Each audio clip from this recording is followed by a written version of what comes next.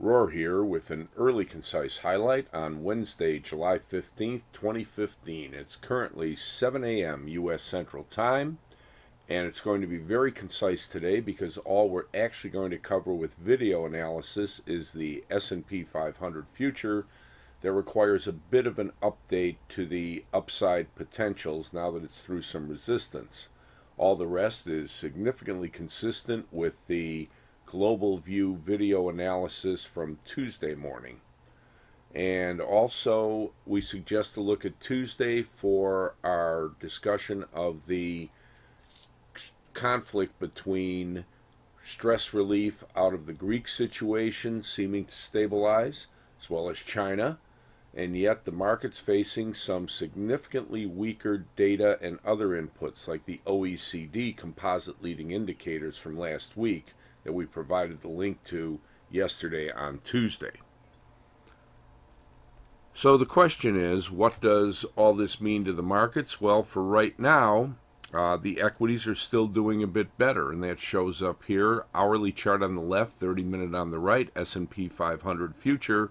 And for right now, we are up to at 2104. So we're back up near yesterday's high up here at the 2105 area. And basically, the key resistance here should have been around 2096 to 2100. Now, this will become even more apparent when we go into the intermediate term charts.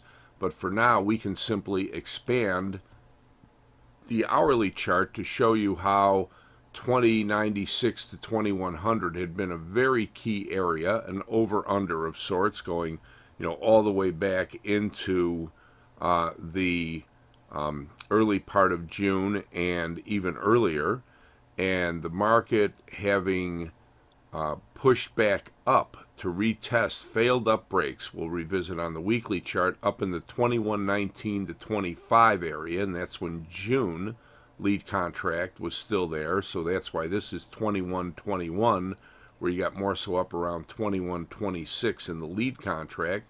But it just shows the degree to which, much like yesterday, when the market remained out above 2090 to 88, that's a bit of an interim level, that it's going to generally want to gravitate higher, and back above 2100, it's back in a whole higher resistance zone.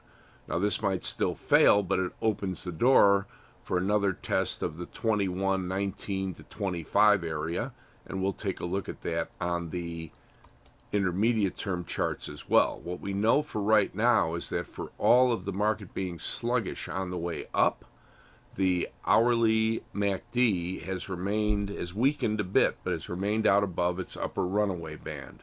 And for all these stochastics look overbought up here, and the RSIs look stretched out to the upside, unless and until this market weakens enough to get back below this upper runaway band, chances are it can remain strong. And for right now, we'd say at the very least on trading levels, it needs to get back below 2096 in order to show any sort of weakness, at least to get back down and retest 2090 to 88, or it's probably actually headed up toward 2120 under positive influence from what are likely to be upbeat comments from Janet Yellen today and tomorrow, and Mario Draghi before Yellen speaks again tomorrow at the ECB press conference on Thursday.